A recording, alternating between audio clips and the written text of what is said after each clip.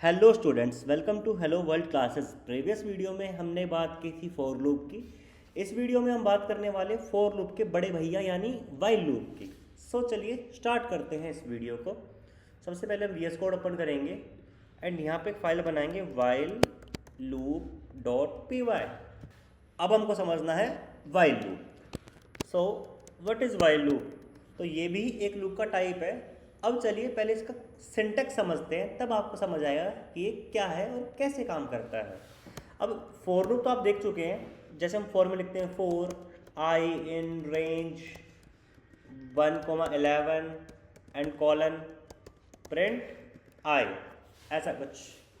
And इसको हम execute करा देते हैं तो 1 से लेके 10 तक की काउंटिंग हमारी प्रिंट हो जाती है। बट फॉर लूप में क्या होता है, एक रेंज फंक्शन होता है जिसमें एक स्टार्ट देना पड़ता है और एंड देना पड़ता है। एंडिंग n-1 होती है एंड एक स्टेप साइज देना पड़ता है। वाइल लूप के अंदर सबसे पहला स्टेप जो आता है उसको बोलते हैं इनिशियलाइजेशन। ठीक है, मतलब मैं सबसे पहले लूँगा एक वेरिएबल i इक्वल्स टू 1, तो i को हम 1 से इनिशलाइज कर देंगे। अब लिखेंगे वाइल। वाइल का मीनिंग क्या होता है? वाइल का मतलब होता है जब तक i की value less than equals to 10 रहेगी ये लूप चलेगा। तो यहाँ पे आती है कंडीशन। सबसे पहले इनिशियलाइजेशन, फिर वाइल में आती है कंडीशन टेस्टिंग। ठीक है, एंड यहाँ पे हम प्रिंट कर देंगे i को। ठीक है, अब इसके बाद इंक्रीमेंट कर सकते हैं या डिक्रीमेंट कर सकते हैं, तो इसको बोलते हैं इंक्रीमेंट या डिक्रीमेंट। अब इस प्रोग्राम को एग्जीक्यूट कराते हैं एंड देखते हैं आउटपुट अब भी सेम आया, 1 से लेके 10 तक की काउंटिंग प्रिंट होगी। तो फॉर लूप में और वाइल लूप में यही डिफरेंस है। इसमें हम रेंज फंक्शन यूज़ करते हैं। ठीक है, एंड यहाँ पे ये एकदम एक क्लासिकल मेथड है। सबसे पहले इनिशियलाइजेशन की i की वैल्यू 1 से स्टार्ट हुई है। यहाँ पे कंडीशन टेस्टिंग होती है। कंडीशन टेस्टिंग डिसाइड करती है कि लूप कितनी बार चलेगा। ठीक है, मतलब कब तक चलेगा। कि i की वैल्यू 1 है, जब तक i 10 से छोटा है, ठीक है, या 10 के इक्वल है, लूप चलता रहेगा एंड i की वैल्यू प्रिंट होती रहेगी एंड बार बार मैं उसमें इंक्रीमेंट करता रहूँगा। लाइक i की वैल्यू भी 1 है and 1 is less than 10 true, and 1 को प्रिंट कर दिया, 1 यहाँ प्रिंट हो गया। फिर i प्लस इक्वल्स टू 1, इसका मीनिंग क्या है कि i में 1 का इंक्रीमेंट कर दो, तो 1 प्लस 1 2, अब i हो गया 2, 2 is again less than 10 and 2 को प्रिंट कर दो, फिर 2 प्रिंट हो गया।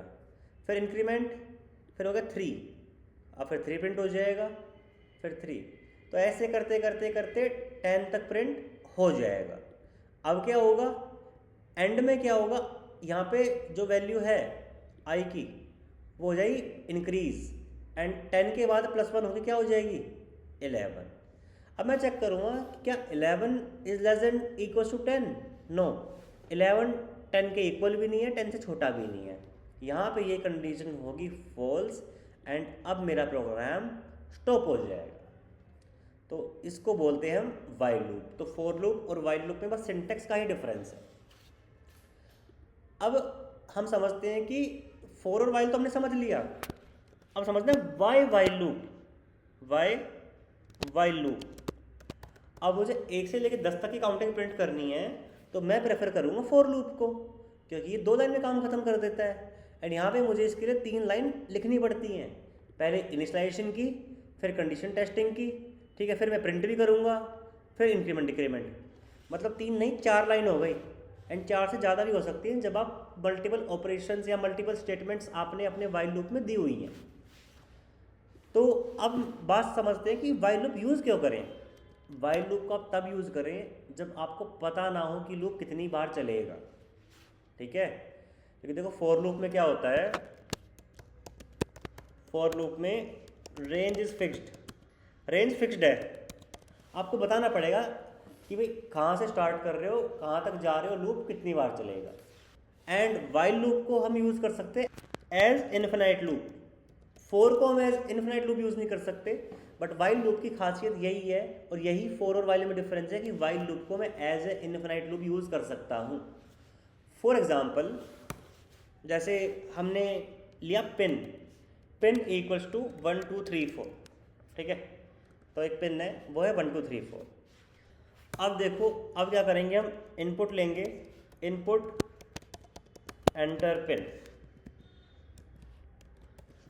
और यहाँ लिखेंगे पिन एंड यहाँ लिखेंगे करेक्ट पिन, ठीक है।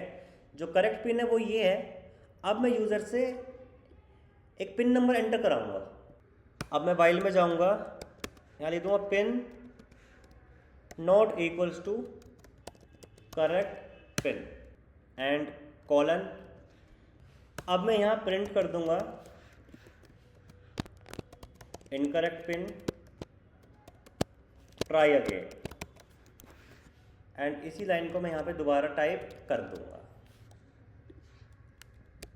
अब देखो इस कोड का मतलब क्या है, इसको समझते हैं। सबसे पहले क्या है, यहाँ पे जो मेरी एकदम करेक्ट पिन है, दोबारा से सबसे पहले इस कोड को समझते हैं। जो मेरी एकदम सही पिन है वो है 1 2 3 4। अब मैं यूज़र से एंटर कराऊंगा एक पिन नंबर, एंड मैंने यहाँ पे कंडीशन दी है कि जब तक पिन जो है वो करेक्ट पिन के इक्वल ना हो जाए तब तक मुझे मैसेज मिलता रहे क्या, incorrect pin and try again, and उसके बाद मैं दोबारा से इनपुट में लूँगा। तो जब तक यूज़र सही पिन एंटर नहीं कर देगा तब तक ये लूप चलता रहेगा। तो ये लूप कितने टाइम चला, इन्फिनाइट टाइम, इन्फिनाइट टाइम्स। तो ये लूप इन्फिनाइट टाइम चल गया। देखो कैसे, मैंने लिखा पिन 1 2 3 1 2 3 1 2 3 4 5, अब देख रहे हो, अब मैं चला 1 2 3 4, ठीक है, अब प्रोग्राम स्टॉप हो गया। ऐसा करके आप क्या कर सकते हो, वाइल लूप को एज इन्फिनाइट लूप आप यूज़ कर सकते हो, कि ऐसा लूप जो कभी ना रुके एंड उसको मैं कंट्रोल कर पाऊँ, ठीक है। तो जो ऊपर वाला लूप था ये वाला, इसको भी हम एज इन्फिनाइट लूप यूज़ कर सकते हैं। बस क्या करना पड़ेगा, यहाँ से इंक्रीमेंट या डिक्रीमेंट को हटा दो बस। अब क्या होगा, देखो आई की वैल्यू क्या है 1, and 1 is always less than equal to 10। 1 हमेशा 10 से छोटा रहेगा या 10 के इक्वल तो हो नहीं सकता। एंड अब क्या होगा, ये लूप कंटिन्यूसली चलता रहेगा, क्योंकि आई की वैल्यू हमेशा 1 है और 1 हमेशा लेस देन 10 होता है ना, और ये लूप कभी रुकेगा नहीं। तो ऐसे बनता है क्या, इन्फिनाइट। इसको एग्जीक्यूट कराते हैं, देख रहे हो 1 1 1 1 1 कंटिन्यूसली चल रहा है। तो ये होता है क्या, इन्फिनाइट लूप। अब आप बच्चों के लिए एक क्वेश्चन है, आप क्वेश्चन करके दिखाओगे कि print counting from 10 to 1 using while loop. तो मैंने आपको 1 से लेकर 10 तक की काउंटिंग प्रिंट करना सिखाया है, तो आप रिवर्स काउंटिंग प्रिंट करके दिखाओगे वाइल लूप, एंड उसका जो सॉल्यूशन है, उसका सही आंसर आप कमेंट में डालिएगा।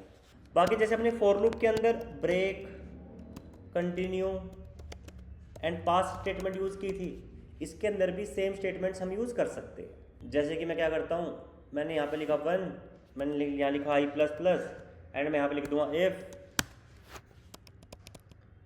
और मैंने यहाँ पे लिखा i plus equals to 1, and यहाँ पे लिखा if i equals to 5 break, 5 होती है ब्रेक कर दूँगा। तो अब क्या प्रिंट होगा, सिर्फ 1 2 3 4। तो जैसे फॉर लूप में आप ब्रेक, कंटिन्यू, पास स्टेटमेंट यूज़ करते हो, वाइल लूप में भी आप यूज़ कर सकते हो। तो इस वीडियो में हमने बात की वाइल लूप की, ठीक है, एंड वाइल लूप और फॉर लूप में डिफरेंस क्या है इसको हमने समझा, एंड वाइल लूप को हम क्यों यूज़ करें, एंड कैसे हम वाइल लूप को as a infinite loop use कर सकते हैं। सो स्टूडेंट्स, इस वीडियो में इतना ही, मिलते हैं आपसे अगली वीडियो में।